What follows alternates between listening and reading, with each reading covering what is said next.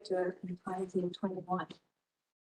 Professor Pető serves on the editorial board of 7 international and 2 Hungarian academic journals, including Women's Studies International for the Contemporary European History. She's associate editor of the European Journal of Women's Studies and editor-in-chief of the East European Holocaust Studies. She is a devoted educator, and as far as I know, in one of her interviews she gave upon to receipt of the Oslo Human Rights Award, she says she wants to reach far and wide. And in this question, she teaches courses on European comparative social and gender history, gender and politics, women's movements, qualitative methods, oral history, and the Holocaust. She's really active as a writer of op-ed pieces for many international and national media about academic freedom and the liberal higher education. This is a real honor to have you, Andrea, here. Again, let me say how pleased and honored we are to have you as a plenary speaker at our symposium.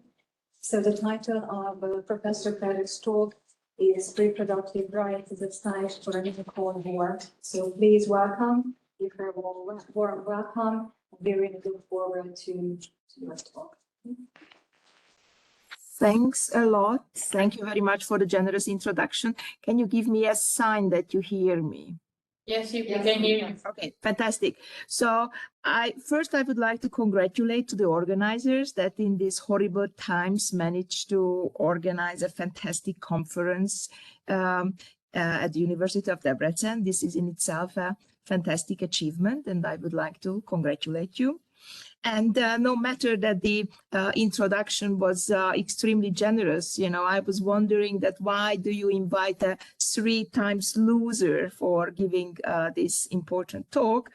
As you know, in Hungary, gender studies has been deleted from the accredited study list. So I lost, in a sense, this. Then CEU, my home institution, was forced to move from one European Union member country to another one.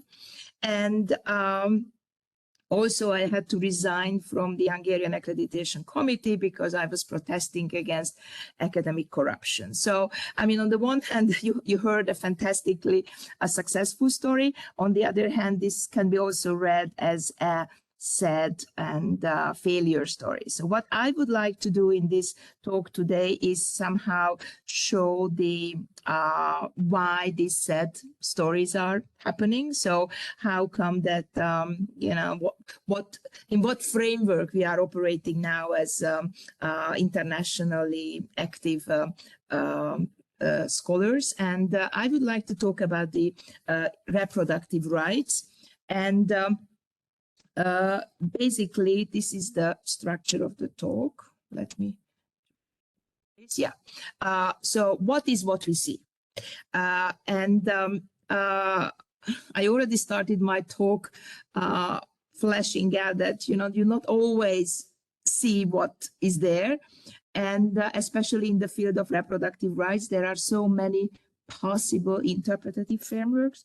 Then I would like to give some new theoretical insights, how we can actually approach this particular phenomenon, because giving a keynote is very challenging. You have to be entertaining, and you also have to give some new material at the same time. And then at the end, I would like to give some suggestions, what can be done, right? And what kind of strategies are available. So as you heard from the introduction, I'm very much engaged also in activism, because I think, you know, writing interesting books and articles are a part of you know, activism. And I would like to start with this painting, which is the introduction to the section about what is what we see and what is happening. And Hungary became this leader of the conservative revolution. And in the past 12 years, you see that Hungary has been this small, poor, unimportant Central European country, has been covered extensively by different press and different activists as a leader of the conservative revolution. And we wrote an article with Zoltán Vasali about how Hungary became a laboratory for illiberal thoughts. You can actually find that in the Open Democracy.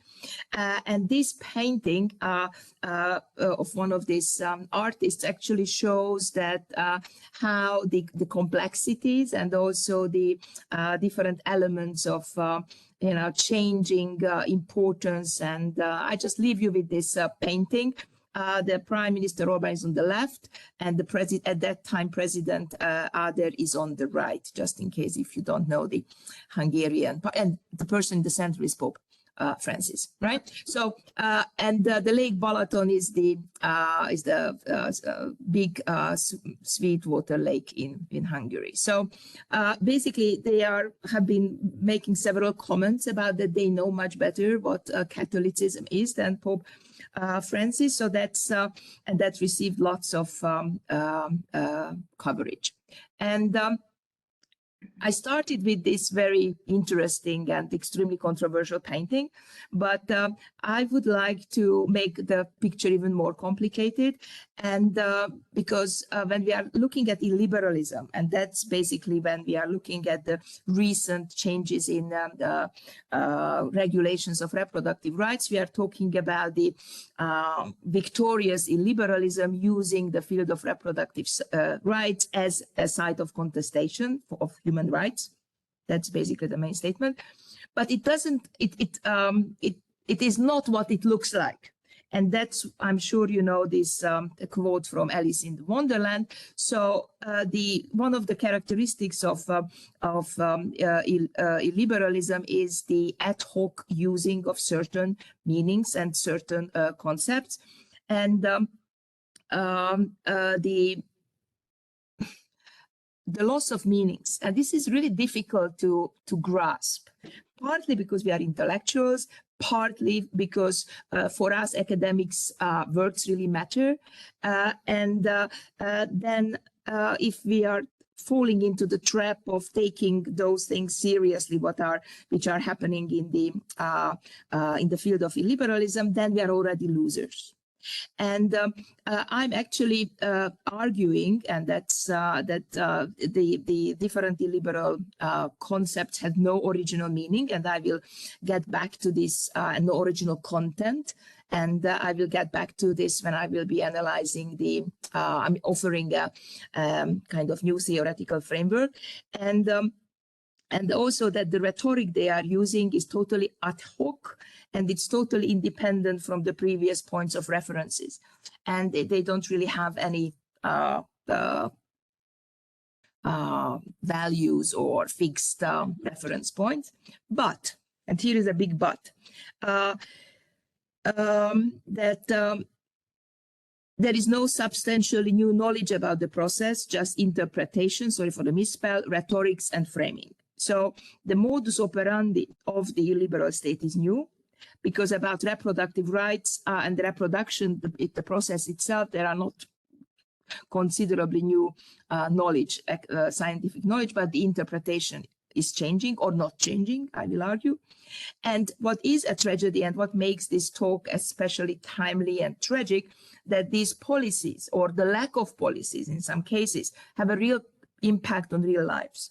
So this is the complexity I would like to, flesh out in this talk, namely that on the one hand, you have this very empty, Humpty Dumpty type of policy and political discourse without really no meanings. On the other hand, this influences the lives of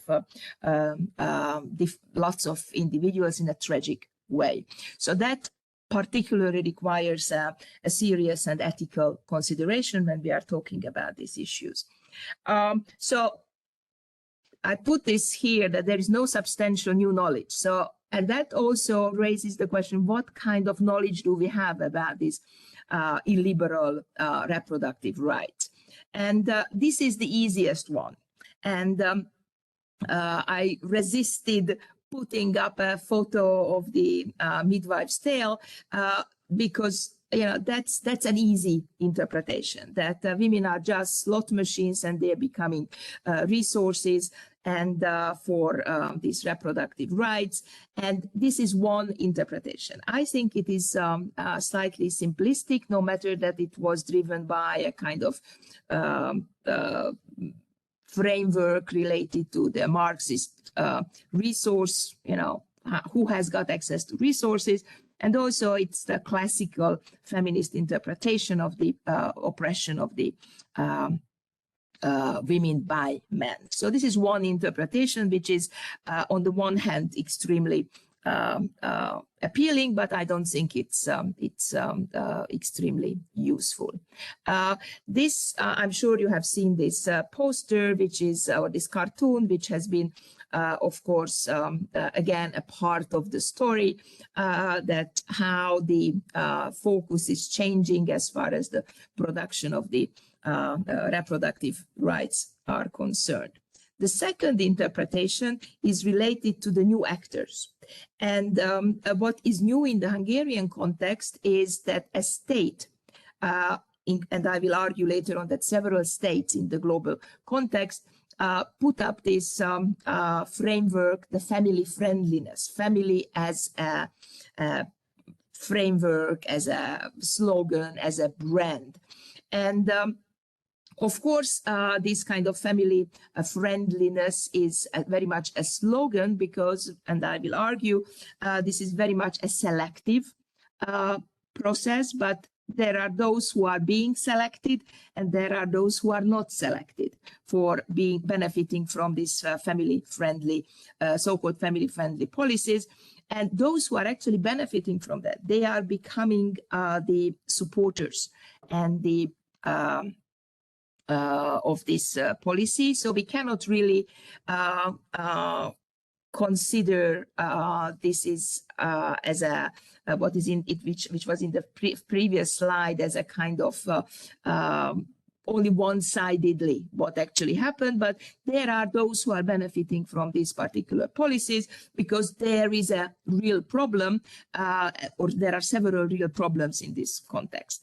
The third is the different symbolic policies that in relation to the this paradigm change, which I'm actually arguing is happening in the field of the reproductive rights. There are several memorials which have been set up not only in Hungary, but of course you are in Hungary, you came to this conference in Hungary. So I brought examples from Hungary, which is about the caring for small kids. And you see that only women are caring for small kids. And also this memorial on your right is not the children who died in a tragic accident, but actually celebrating the children who were born in this particular village in that year. So that also shows a kind of change in the visual representation. There is another possible interpretation in the framework of changing paradigms of the reproductive rights, and that is a kind of related to the finances and the financial issues. The so-called family-friendly governments, Hungary, Poland, also Turkey, Russia, offered lots of loans, so used financial incentives in order to increase the number of children born in those countries. And you see on the right the Hungarian figures, that how by now nearly 20% of all loans in Hungary are related to this reproductive promise. And of course, this is more complicated than that, because getting a loan is easy, but then keeping the marriage alive and also producing the promised children, that's also something which is difficult. And especially because if you look at the numbers, the European Institute for Gender Equality in Vilnius, which is the major European authority collecting data about gender differences, in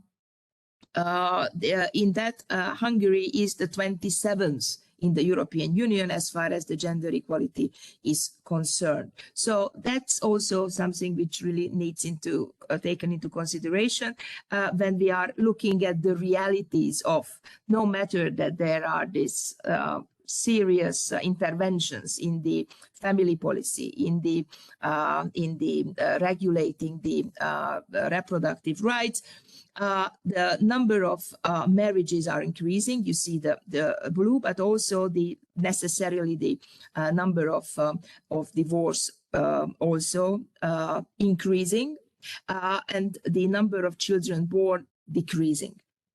So, I mean, this is the green one. What you see is decreasing. And that, of course, raises the question that what are the implications? So why is this family friendliness everywhere? If you have flew in to Budapest in the airport, that was the first sign you have seen that this is a family friendly country. But if you look at the figures, this is basically not happening. So why on earth Humpty Dumpty is giving this kind of different meanings? And I think that's one of the answers. And then I would like to go back to the original, the first slide, when I was talking about Hungary as a laboratory and Hungary as a site where all those illiberal policies had been tested.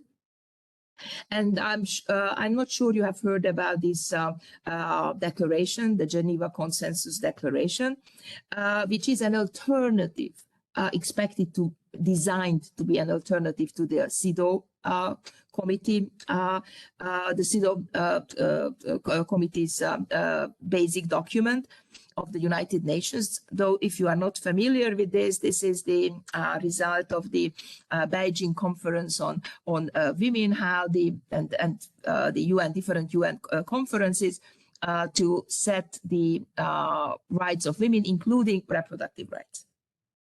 And that's why this has been not ratified by the United States, and it has got several issues nowadays when there is a paradigm change in the illiberal context, and 36 government actually came up with an alternative text. And this alternative text is basically threatening the reproductive rights of women, and they are hoping to replace the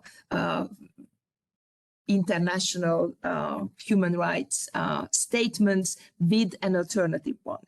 And that, I think, explains the Humpty Dumpty. And that explains all these differences, what we see in the field of reproductive rights, that we are seeing here a fight for redefining the human rights paradigm. And that is happening on the field of women's bodies, on the field of the reproductive rights. And that's how the new Cold War ended up in the title of this presentation. Because this new Cold War is waged on the bodies of women, on the bodies of on the field of reproductive rights. And from the 24th of February 2022, this is not a Cold War anymore, because I'm sure that you know that this kind of illiberal international, which actually formulated the Geneva Consensus Declaration, also included Russia, which besides declaring the aim for denazification of Ukraine, it had another aim when started the full-scale war against Ukraine, which is the fight against the Western, so-called Western values, against the so-called gay Europa, and also promoting the traditional family values. So, and here is again this complex phenomenon. So on the one hand, you have got Humpty Dumpty, and the different developments are not what they look like. On the other hand, people are dying and people are killed and murdered, and people are suffering because of these particular policies. So this is one element. Why is this new? So what is new? What is new in this fight for reproductive rights? First, that after the 2008 financial crisis. From this point onwards, there is a series of crises, what is called the polycrisis by political scientists, which is actually a beginning of a new phase of capitalism. And this new phase, which is the overlapping crisis of the financial crisis, the so-called migration crisis, the so-called migration crisis, and also the issue of the pandemic, that created a new phase of capitalism, which Eric Fassens calls the neo-fascist neoliberalism. And in this frame, in the neo-fascist neoliberalism, is creating a new framework, which is the neo-patriarchal neoliberalism, to use the concept by Campbell, which is an ugly name for an ugly deal, namely that certain selective groups of citizens have been used as resources for maintaining the system, and some has got more rights than the others, and the exclusionary practices are driven by hate and used different legal and cultural bordering in order to make them easy targets for using them as a resource. And in that new era, the employment as an arena of emancipation is actually reconsidered, because in this neo-fascist neoliberalism state, the employment became not a right, but a privilege. And those who are in the audience, and I'm sorry, I don't see you, I mean, academics can write volumes about how employment is not a right, but a privilege. But by now, because of the changing paradigm in the mode of production, this kind of participation in the public sphere becomes a privilege. And therefore, the weakest and also the less privileged are actually pushed out from this public sphere, and the employment as an arena for emancipation is not really an option. So what is new? I mean, what is this beast, right? I already used two difficult terms, the neo-fascist neoliberalism and the neo-patriarchal neoliberalism, but I would like to now go to the empirical material, right? So this was what is new. And I would like to bring in my research, what we did together, partly with Borbála Juhász, about the reproductive rights and what has been changed in Hungary, and doing interviews with key stakeholders, both in the liberal side and the liberal human rights based activists, and also the policy analysis. And this is a very complicated table, which is a summary of our work. And this is a book which can be downloaded open access from the Bielefeld University Press site. Then I was writing about the three different phases of illiberalism and comparing how they are actually talking about reproductive rights. So the first is the 1930s, when I was analyzing the testimonies and autobiographies of those neo-Nazi and fascist women. I don't get into details how did I get to this material, but if you are interested, you can check out the article. In 2000, when it was pretty obvious that this illiberal turn is coming, and when the number of human rights women who were active in the different secular human rights-based organizations stagnated the best or decreased, then the number of the women's organizations in a different paradigm, the liberal paradigm, increased enormously. I was interviewing these women from the neo-fascist till the conservative liberal spectrum. And then again, in 2020, I could not do any interviews anymore because this is the price I have to pay for my activism and my academic work. But Borbála Juhász did these interviews when it's the overpowering of the liberal paradigm as far as reproductive rights are concerned, including the institutionalization, created this very particular situation. So if you look at this slide, and I think this is a very good summary of what are the changes. And this is particularly important because nowadays there is this question that, are we leaving the Weimar times again? Are we again waiting for a total fascist, neo-fascist takeover? That really helps to understand the different differences as far as the 1930s, 2000 and 2020 are concerned. And here you see the differences as far as the political language is concerned. And by 2020, the political language became antagonistic. And that's a change. The communication became enchanted, lots of hate and lots of emotions. It is also, in all three cases, it's a reaction to systematic structural issues. Also, the main area of the contestation in 2020 are the reproductive rights and the maternal rights and the care crisis. In the 1930s and in the 2000s, this was not the case. The rhetoric is, of course, exclusivist, hegemonic. And as far as the relationship to the state is concerned, you see that in the 2020, there are several who are actually benefiting from this new form of state, which I will be discussing in a second. And the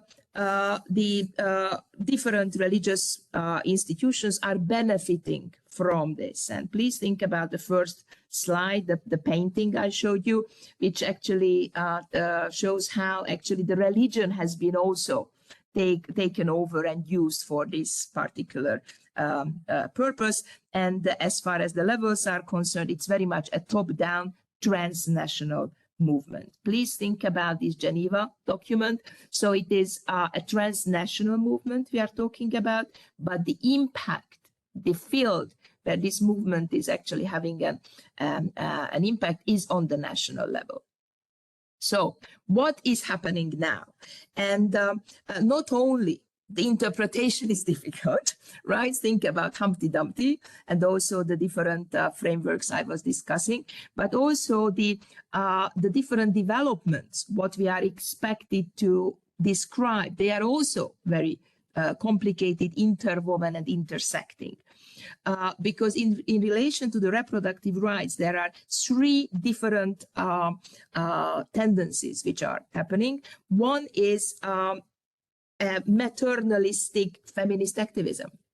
And if you want to be honest, in Eastern Europe, for example, this kind of maternalistic protest birth movement against gynecological violence actually is one of the most successful mobilizational, most successful as far as the mobilization is concerned. So, and these movements are across political lines. So those who are fighting for the right of home births, for example, and improving the situation in gynecological wards, they vote to different political parties when the moment comes. So it's a bipartisan movement. And the logic of putting these movements into a political framework is difficult because it just resists to that. And Lisa Bruce calls this maternalism, feminism for hard times. So that's why this kind of maternalistic activism in this moment of crisis is extremely important and has a serious impact. However, very often it cannot be divided from the religious fundamentalist mobilization and cannot be divided from the illiberal mobilization. And this kind of mobilization and acts as a reaction to the non-existing or sometimes over-existing policies of the state, you see that this is really challenging to differentiate because the religious fundamentalist mobilization, which, you know, the midwife's tale. This is one element, but the liberal mobilization is different than the religious fundamentalist mobilization, and it is fundamentally different than the feminist activist mobilization. So now I move to the mobilization part, and I would like to bring in this two new concepts in this talk. I promised theoretical new insights. One is the gender as symbolic glue, which is connected to the concept of illiberal mobilization, and also to Humpty Dumpty, our friend, who was at the beginning of this talk, because the gender as a symbolic glue is a technology, creating two antagonistic camps with hate. And again, technology and creating antagonistic camps. So it is not about gender, this is not about reproductive rights, but this is again about rhetoric, about creating this kind of space for a Cold War, which is not that Cold War anymore. So gender as a symbolic glue means three different things. First, the rejecting the different facets of the current socio-economic order. So it's very critical to the different social developments and the impact of the neoliberalization. And it is a key rhetorical tool in constructing a new conception of common sense for what is normal and what is legitimate. And again, please think about the poster I showed you about the family-friendly policies. So what is acceptable, what is not acceptable, who are accepting, who are benefiting from this.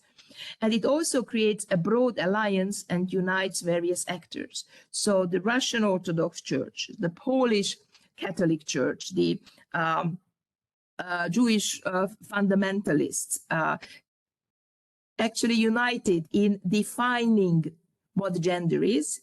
And this gender is actually enacted in the field of reproductive rights, partly. I mean, this is the topic of today's talk. And for the question and answer, I'm happy to answer to the other fields where this is actually happening. And the aim is the rejection of the current societal order, redefinition of the citizenship, and it's a key rhetorical tool to build a new common sense about what normal and legitimate is. Please think about the Geneva Consensus of the 36 governments redefining how reproductive rights should be considered and should be redefined. And this is also a new language of politics, which an attack on the previous language of politics, which turned to be unsuitable to describe the reality of more and more people. More broadly, this is against the disenchantment of politics in the Weberian sense. So if you are reading any of the illiberal texts, and I'm not sure you are that fortunate as myself, who is spending the mornings reading these websites and these comments, then you see it's a very different language what we are using, and I mean the academics and human rights-based secular academics, but it's more enchanted and more using different terms related to emotions, affect, and mobilizing affect for this political purpose. So when reproductive rights or gender had been mentioned, this is not about reproductive rights. That's why I would like to go back to the beginning. It is about redefining what normal is. This is a form of the socializational fight. On the other hand, it has got serious implications on everyday life. And that's why I'm actually arguing that illiberalism is not a backlash, and what we are seeing in the field of reproductive rights is not a backlash. That's the main statement, what I would like you to go away with from this talk. It's not a backlash, but a new state with a new modus operandi. And this requires not only a new framework to understand what is happening, but also a new strategy to fight against this as far as the reproductive rights are concerned. So that's basically the main statement. So I offered one new theoretical framework, basically to understand this extremely difficult and undefined and shady developments as far as the attacks on reproductive rights are concerned, because seemingly they look like promoting reproductive rights, but of course this is a very selective and process driven by financial interest. And that, so what can be done? I mean, I wrote together with Weronika Grzebalska a piece comparing the Polish and Hungarian situation in a fantastic peer-reviewed journal read by 283 people. This, which consists of the main argument, which I will be presenting you in a second, was read by more than 300,000 and translated to 3 or 4 languages. So, and you know, that would be a plea in brackets for you that, you know, rethinking scientific communication in this particular moment in history. So the argument, what we put forward in this article and also in the peer-reviewed article, is this new form of state.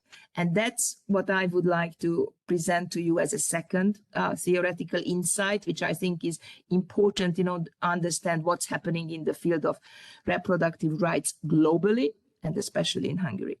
So that there is a new form of state which had been developed, which had been constructed partly on using the reproductive rights and women's bodies as a field where this has been constructed. And it has got 3 novelties. One is developing parallel civil organizations, security narratives, and familialism. So let's go one by one. What does that mean? First, that I already pointed out that in 2000, I was totally surprised by the mushrooming. And why I'm sure you are Googling what the heck is this polypore. This is this mushroom which is lives on the trunk of the tree and uses the resources from the tree and produces nothing else than the mushroom, the polypore itself. So I was really surprised in 2000 when these civil women's organizations had been mushrooming.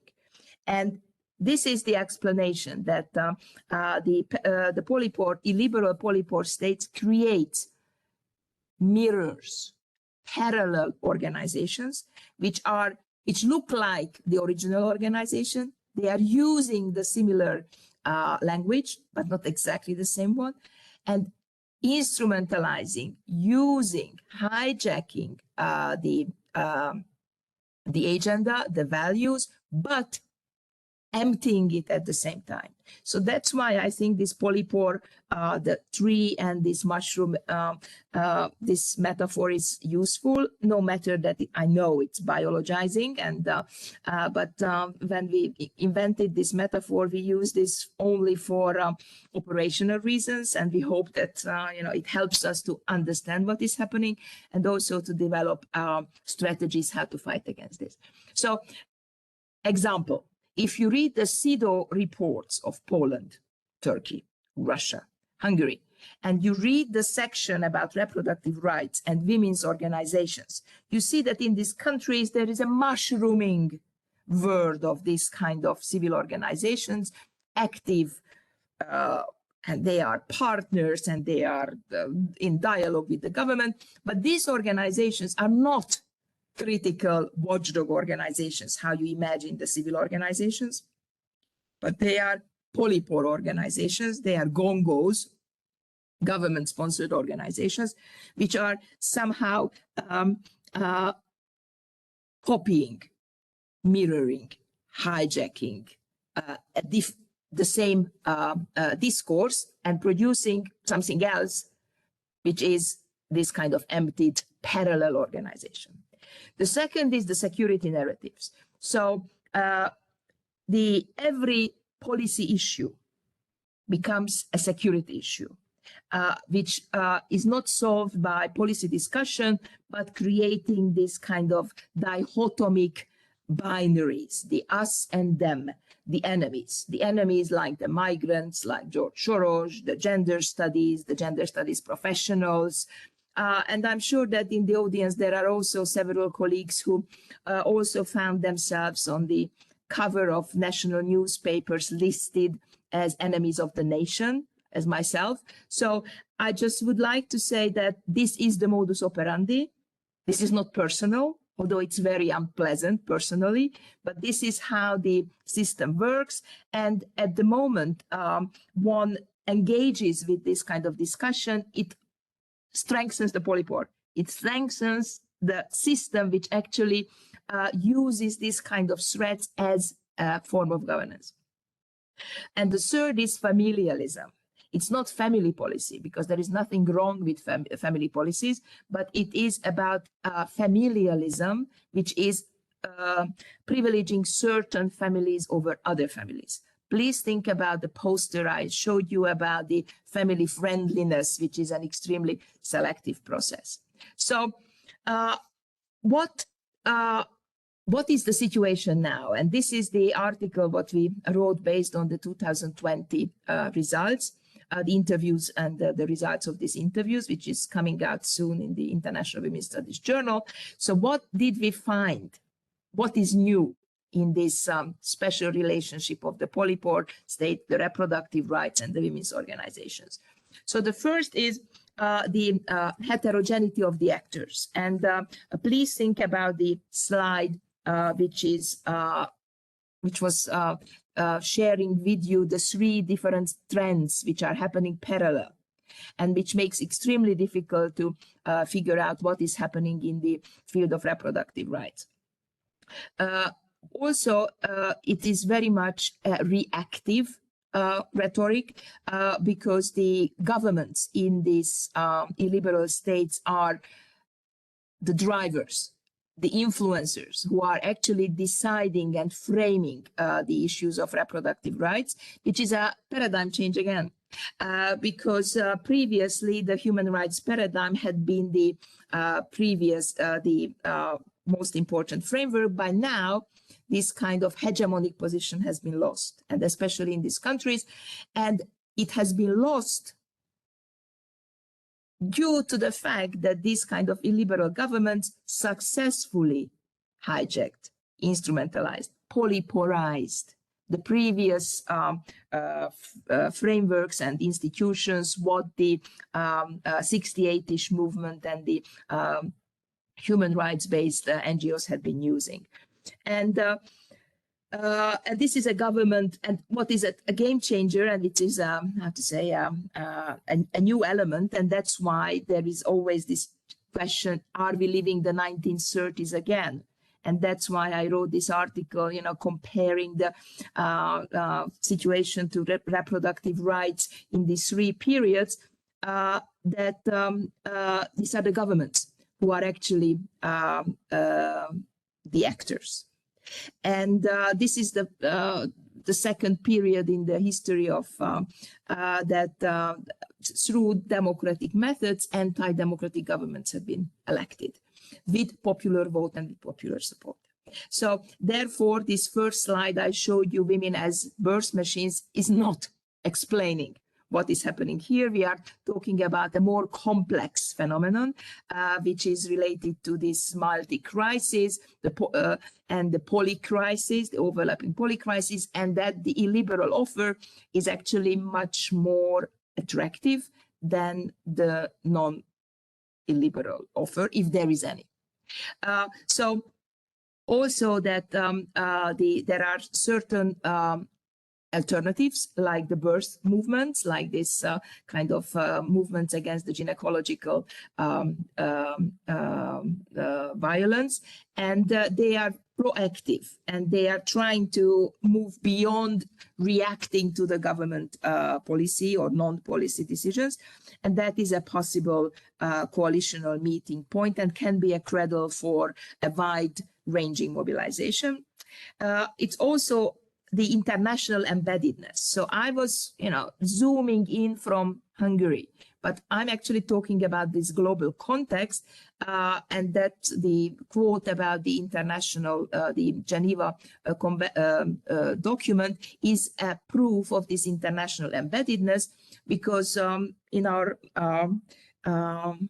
field, the traveling concepts are, you know, a kind of household word, but traveling, not only good concepts are traveling, bad concepts and harmful concepts are also traveling. And especially in this illiberal international, using internationalization as a resource and as a tool in order to influence the different spaces. So the best example, of course, is what's happening in the US in this legal counter-revolution in the field of reproductive rights, when the different legislators are copy-pasting the different documents submitted or proposals submitted to the different legislative bodies in one state or to another state, not that they will win, but because creating this language of mainstreaming a certain language, this language which is already there in this Geneva document, and also because through this kind of traveling one document, one proposal from one state to another, this is an easy way to influence and to change the existing status quo. Also, what we figured out, this financial gap, that the liberal institutions are, of course, much better funded. And there is a fantastic report which was done recently, the tip of the iceberg, which was tracking, followed the money, was tracking the money, how the US money was flooding into Europe and supporting these different NGOs, including the World Congress of Families and also the different quasi think tanks who are basically the tools of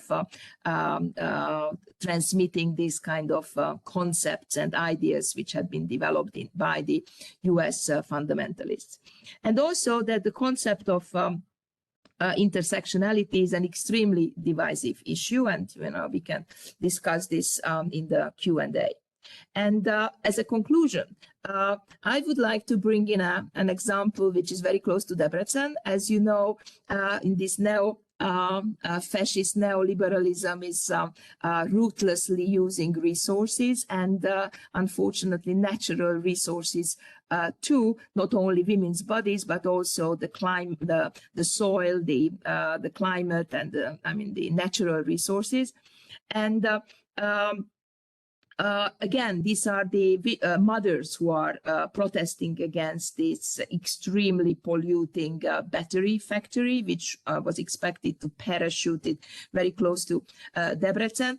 And the statement that I'm a mother not from the opposition is, of course, a good example of how this kind of left-right kind of division is not anymore relevant. And we see this new model of activism. So I started with a kind of dark description of me as a 3 times loser, and then I gave you an introduction what kind of developments are there in the field of reproductive rights in Hungary. Then I offered you these 2 theoretical concepts which I think will help us to understand and navigate in this wonderland where we are actually living. And as a conclusion, I would say that there is this new wave of institutionalization, which is, of course, following international models, which is, of course, giving hope. And there is the issue of state-owned business, financial and political support for the strong ones, and for the weak ones, this is not really an option. So the liberal state is strong for the strong and weak for the weak, offering strong support for the already powerful and taking resources away from the already weak ones. And that is actually creating a new polarization. And the traditional conservative actors are actually very much cooperative as far as creating alliances are concerned. And because the illiberal polypore state also polyporizes, I don't know if this verb exists, but it should, it empties, hijacks, instrumentalizes also the religious values. And therefore, the traditional conservative actors who are sticking to values and who take values seriously can be important allies in this fight against illiberalism. And because this one unified enemy, the gender, is basically is empty now. And that's another good news, what I would like to share with you. And that's the unfortunate collateral advantage of the disastrous war of Russia against Ukraine, that the gender as a buzzword for creating the enemy or to label certain groups as enemies, basically become redundant and got into this very empty space after the attack on Ukraine, because Russia had been so much marginalized and in the international context that it's really toxic to have any kind of relationship with Russia and with Russian policies. And as I pointed out, that this kind of policy transfers, that you know, how the illiberals are taking certain policies from one country to another, these traveling concepts. Of course, Russia had been one of the key producers of these kind of policies, and by now you don't really want to be on the same group as Russia. So if you look at the Polish government now, the PiS, which is, of course, at the beginning was very much using gender as a symbolic glue in order to create this new form of state. By now, the state is financing gay parades and offering different forms of protection. But because this kind of Humpty Dumpty kind of undefined grayness cannot be used in times of war. And Europe is in war, and then it's very clear who is the good one and who is the bad one. And in this war, which was previously a Cold War, it's really important to acknowledge the change of fighting against this illiberalism, and how gender and the anti-gender discussion had been modified. And the last point, as far as the conclusion is concerned, that this is an international fight, and I'm again very honored to be a part of this conference, which is offering so many interesting and wide-ranging topics on this really important about this really important field. And but the issue of backlash is one of the key points, and I would like to finish with this, that this kind of backlash and hoping that there will be the return of the good old times after this will be over is actually extremely harmful and it's self-deceiving. And if I can go back to the beginning of this talk, when I was actually arguing that this is not what it looks like, therefore it requires a new strategy and a new language, and maybe alliances with new actors. And I'm sure that we agree on that the reproductive rights are the center of democracy and human rights. Therefore, it is crucial that how we are talking about this, what kind of language we are using, who are the allies, and how actually this movement can open up for dialogue and for discussion. And this kind of backlash narrative is actually making this impossible. So having said that, I would like to again thank you the opportunity, and I'm very happy to take questions. And I just want to say that again, I'm happy to be here. And since I'm working in a educational factory, I could not be there in person, which I really regret, but I'm looking forward to the questions. Thank you.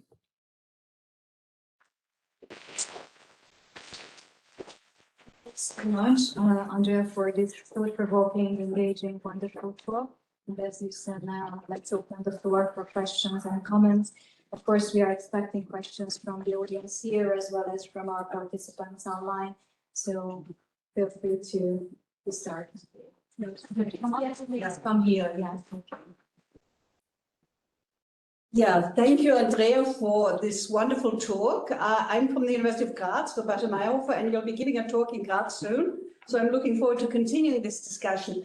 But my question is concerning your last question. Who are the allies and which language are we using?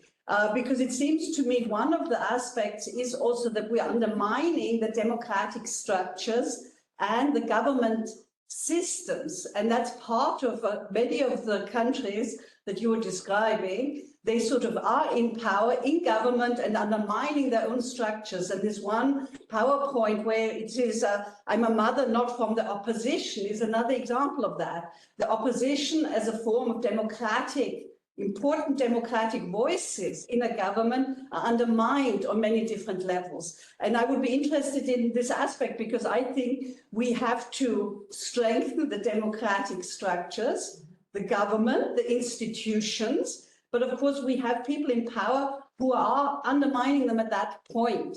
And interesting also your metaphor of Humpty Dumpty, because Humpty Dumpty is an egg.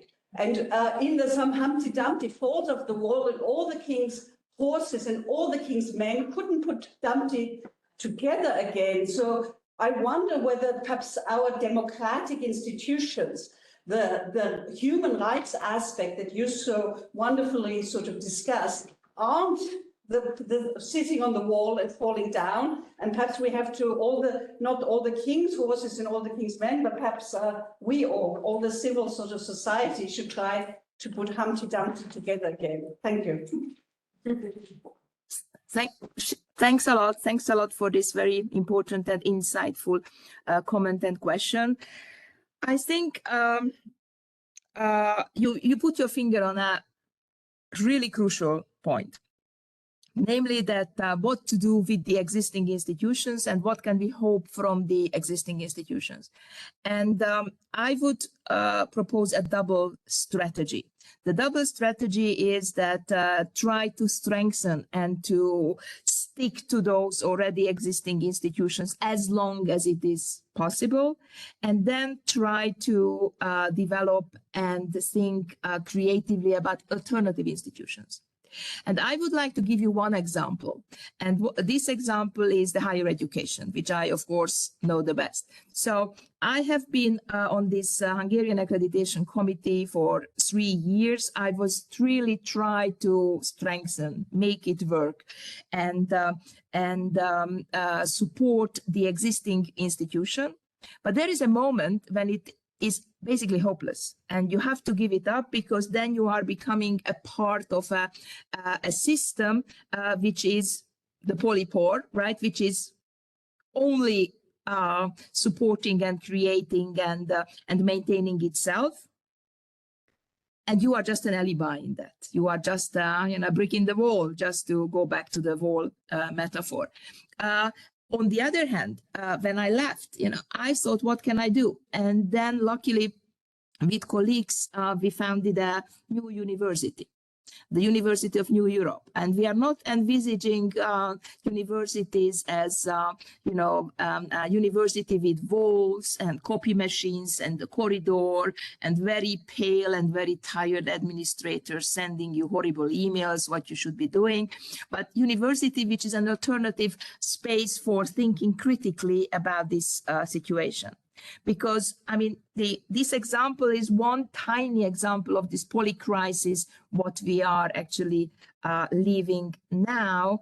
And I would not say that there is one big overarching recipe. I would say that it really depends on the individual context. What can you do in this particular very challenging and very trying times? But I would go for this double strategy, namely to try to keep these institutions alive and try to exercise control as long as it's possible. And at the same time, think about creating alternative spaces where you can critically and freely think about issues. And I can bring another example, which is gender studies. I started the talk saying that, you know, 3 times loser. So the gender studies has been deleted from the accredited study list. But luckily, I'm a privileged person. I'm talking to you from Vienna, which I'm very grateful to be here. But the colleagues who stayed in Hungary, they are not in prison. Nobody was fired. So they are teaching the same courses, but without the degree program and of course, maybe very kind of self-censorship. Some of the administrators are advising them to change the title of the courses, but nobody is sitting at the moment in the classrooms reporting what they are actually doing. So in a sense, the structure in this illiberally hijacked higher educational system, which is in Hungary or in Turkey or in Russia, as we speak, there are courses in Russia in gender studies programs. But it depends on the individuals, you know, what is happening in that classroom, what is being said, what kind of interaction is happening between the professors and the students. So that's why I more like to go to the individual responsibility than the big structural elements. On the other hand, when it is basically impossible, you just have to pack and go and try to find other spaces where you can do meaningful and dignifying work. And so I totally agree with your question. That's really the main question. And Humpty Dumpty, the question is if the king's man or the queen's man or the queen's women can actually or should actually put back Humpty Dumpty on the wall. And what other alternatives are there? I mean, do we need that wall where Humpty Dumpty was sitting? So I would be very much suggesting to take one step back. And this kind of polycrisis offers us a space to take one step back and take a critical look. What is happening? What works? What doesn't work?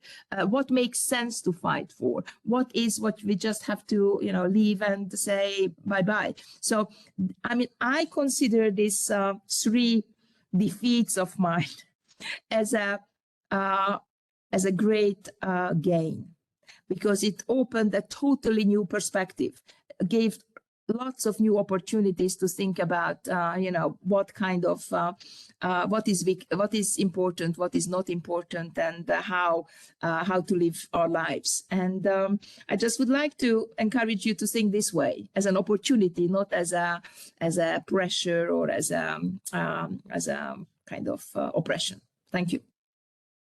Thank you, and I see that one of our online participants has raised a hand. I'm sorry, I cannot see her name. Larissa. Larissa, so please. Yes, can I speak? Yes, okay, thank you. Just following up on your last remark about do we need the wall? Could you comment on intersectionalism in this manner? Is it a wall or not? Just please contextualize. Thank you, Larissa. I was really looking forward to this question. I mean, intersectionality is very often used as a buzzword, as Cathy Davis called it, as something which solves all the problems. If you are intersectional, click, fine, everything is solved. And I personally consider intersectionality as a tool to start to understand what are our blind spots. So I would like to use intersectionality not as a descriptive category, which is just listing the differences and clicking the boxes and that's there and whatever, but something which is a methodology and which is a way how to reflect on our own blind spots. So what is what we don't see? What is missing? And using it as a self-reflective method. And as you, Larissa, might have recognized, I'm very much interested in the personal responsibility. I'm very much from a bottom-up person, because if we are constantly complaining about the institutions, the structures, the others which are taking our lively energy away, which is actually happening, then there won't be any change. So that's why I'm very much looking at intersectionality as a method, of an analytical method, which is helping us to write a better science and to do better activism, because it's a space for self-reflection. It creates space, and it looks at the different blind spots. What is what we don't see, and this kind of analytical method is really fantastic. Thank you. Let's see if we have any questions here from the audience.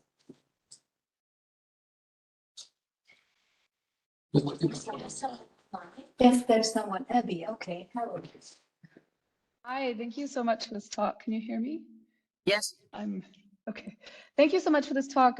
My question comes from my own reading in the Black radical tradition, and it's kind of a huge question, but it's I really appreciate what you're saying here, which is that we've got to move on from this backlash discourse and from expecting that we can that this is an entirely new thing that's happening. And I'm wondering if this is also necessitating that we move beyond rights discourse. And the reason I say this is coming from the Black radical tradition is because there's a notion in that tradition that rights discourse is founded on the use of Black people as the constitutive other for the liberal subject. So I'm wondering, is there space to move beyond rights discourse? Is there something already happening in a way that you see as fruitful? Or is rights discourse basically what we have to maintain in response to these changes? Thank you, Abby. This is actually the main question, right? What do we do with the language? What do we do with the discourse? What do we do with the frameworks we have? And I mean, of course, I cannot give you an answer for this $1 million question, but I can give you some examples which I think might be useful. And this criticism from Black activists as far as the rights discourse is concerned is really important because of this other. And of course, you can find the same in Colombia as far as in Latin America, as far as the different legal frameworks of compensation, for example, are concerned. And I would say that none of us has got the philosopher's stone in our pocket. So, and it's very much contextual. So, and so the whole situation is so much changing that we need all kind of inspiration and discussion in order to think about the future or the future discourses, because I mean the human rights discourse has been not here forever, right? This is a product of a certain historical moment and a certain historical context, and maybe that context has changed. And again, I would like to give you an example, and this is the example we know very well, which is the university education. And the university education, I mean, why do we need those institutions? And I mean, asking this question, of course, is difficult because we all pay our gas bills, increasing gas bills based on the salary we are getting from our universities. But on the other hand, it's very obvious that this university education, what we have now, has got lots of serious structural problems. Just to give you an example, I mean, CEU, my institution, has got 1,200 students, And we have a psychology department, which is helping the students to cope with the university education with 11 full-time psychologists. So we have got the psychology department to keep those students functional in a structure which actually, not really helping them. And I find that really problematic, because I'm sure you know that 75% of the students we are teaching have got serious mental problems. And I don't want to medicalize the problem. I just want to show that this kind of dysfunctional structures like the universities are actually making us sick. And I'm sure you have got lots of colleagues who got burnt out and whatever. And so many women are leaving academia because they cannot really survive this informality, which is very much there. So universities, do we need universities? I mean, that's the same question as we do need rights. And this is the moment, and that would be actually my main argument for today. There are moments when you have to ask fundamental questions, and you should not be shy away for asking those questions. And I use this example of universities because if you look at the histories of universities, you see that there is always a moment when universities are being founded as a response to the different crises. Think about the Renaissance, right? When the different counts were founding universities and the cities were founding universities. Or think about, the 68-ish movement, which actually resulted in funding the Freie Universität, the Nanterre. I mean, there are so many. Or think about the CU, my institution, in 91 as a result of 89. Or think about the European University Institute in 75 as a result of the European integration. What we see now is a no-show, right? There are no universities. And that I find particularly disturbing, because the time and the structures and the questions so much changed in the previous 30 years, and the structures which are expected to respond to these changes are missing. So I don't have an answer for the question of this rights question, but my answer would be a much bigger answer, namely that we are in a time when we have to ask serious questions. And of course, we have got lots of colleagues who are not interested in these big questions. They are publishing in peer-reviewed journals. They are interested in pursuing their career, and they don't look up, just to paraphrase from the film, right? They don't look up that the meteor is already here. And I mean, then what can you do with those who don't look up and they don't recognize that Humpty Dumpty has already fallen, right? So what can you do? And my suggestion is, not ask what the others are doing, but look around, what can you do? And we can do lots of things, because we have got the opportunity of getting into a classroom, teaching students, we can write, we can publish so far. And I mean, we can think, we can, have this fantastic meeting, and thanks again for the organizers making this possible, because it's not easy.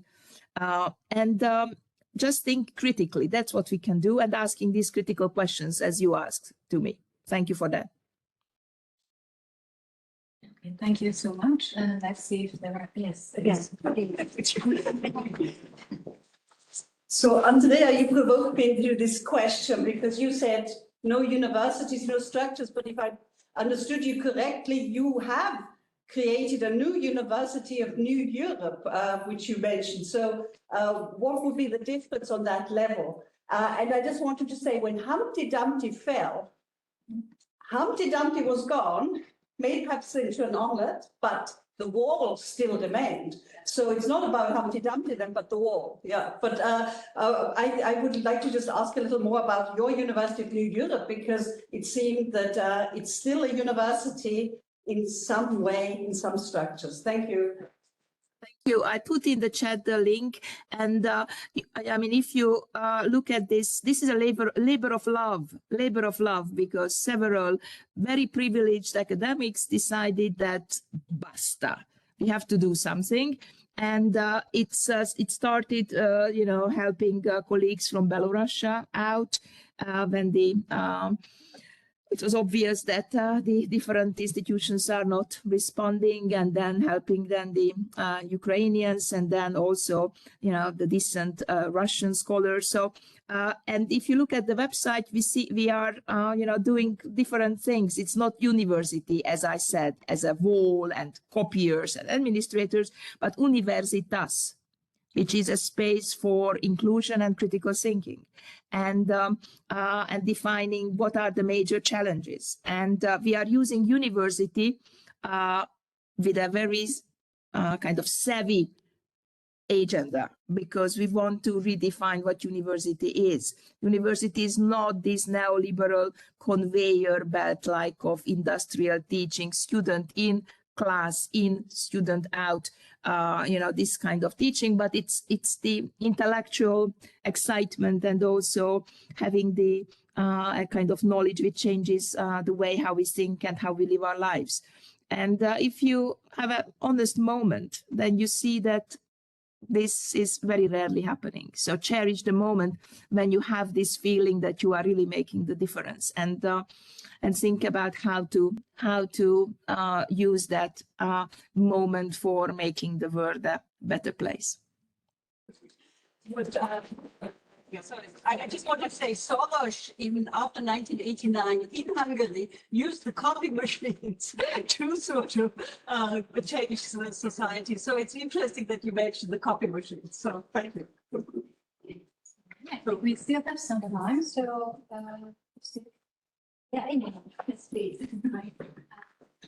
Hello, Andrea. I would like to ask if you think that posthumanism may offer kind of an alternative perspective that we could rely on. Imola, I'm totally hopeless with this. I mean, this posthumanism. I mean, I don't read the literature. I don't feel qualified. I don't know anything about this. So I'm sorry. I'm just honest about this. So I'm sure that in the room there are much more qualified people who can respond to this question. Thank you. Okay. This was a short question. Let's see if you or anyone online a new question or comment maybe. Yes, Tristan, please.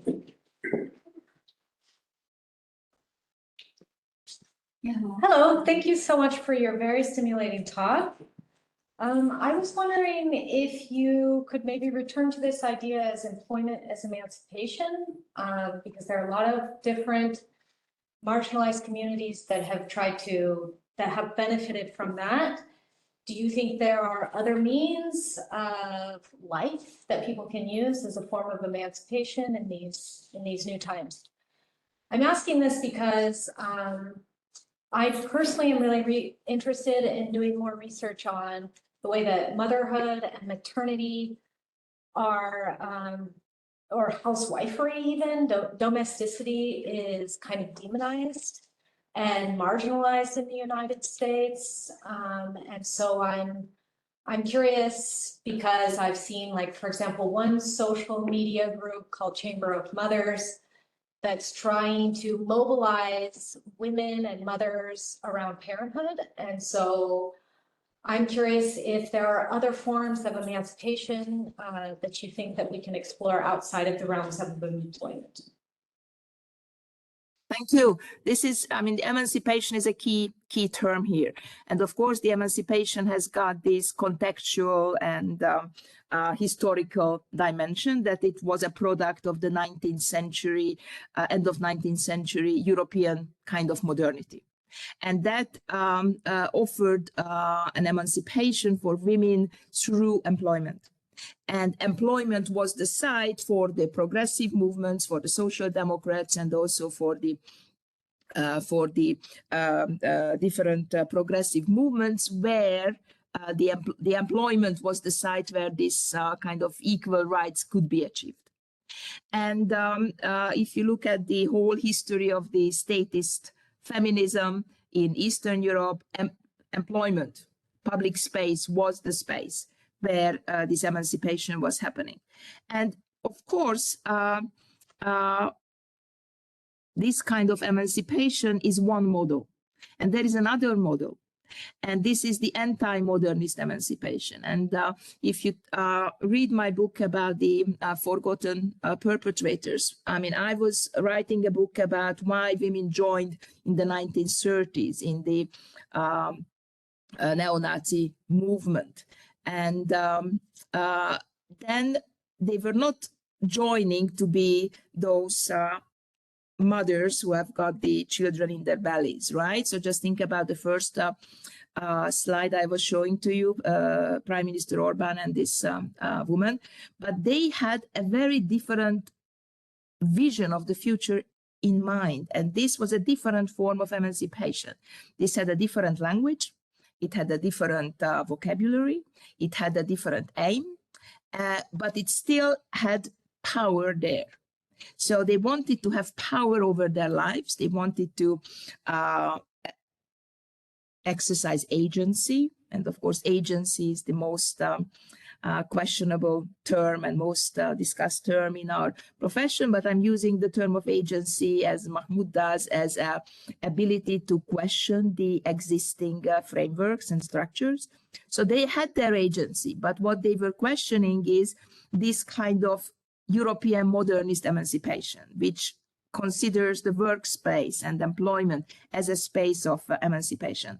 And this kind of what I call, and several other people call, anti-modernist emancipation, this is a new form of modernity. It's a different form of modernity. And I think that this kind of anti-modernist emancipation had become a kind of subculture after 1945, and it's not very much present till the recent times when the illiberal forces actually elevated, hijacked, and used this kind of language which has been there from the end of the 19th century. So I think that the main point is to acknowledge the parallel developments and the parallel discussions which are happening about the status of women and the role of women and the role of women in the society, which had been there in the past, I don't know how many hundreds of years. And there are moments when certain discourses are requiring and aiming and aspiring to be the hegemonic ones. And unfortunately, we are again living in that time when one of the discourses, the illiberal discourses, illiberal polypore discourse, wants to be a hegemonic position. And wants to be in this hegemonic position, excluding others and using them only as resources. And that's why this is a Zeitenwende, or the change of times, as Chancellor Scholz said. So this is a new paradigm change. It's different than the previous ones. And of course, if you look at the history of the women's movement in the US, of course, Gloria Steinem and the others hated those Shafley and the others who were basically coming in with a different language and a different vocabulary. But they did not want to exclude them from life, right? But what we see now is really a question of that, a fight for life and death. So I would say that your work is really important, unpacking these parallel traditions, because that's the only way to create a more or less equal space for discussion and dialogue, to imagine something which is for us all. And of course, you can say I'm a utopian naivist, but I don't think that it is worth living a life when you are not an optimist utopianist. Thank you. Thank you. Thank you.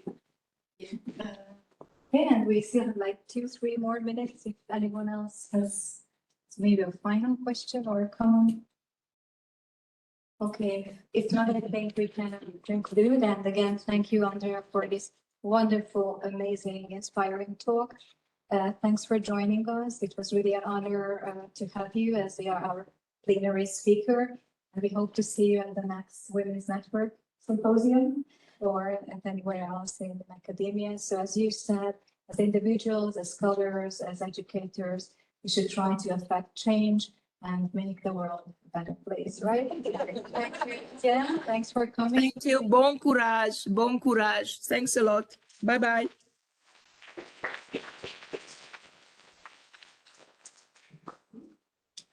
So, okay, well, now we have the lunch break for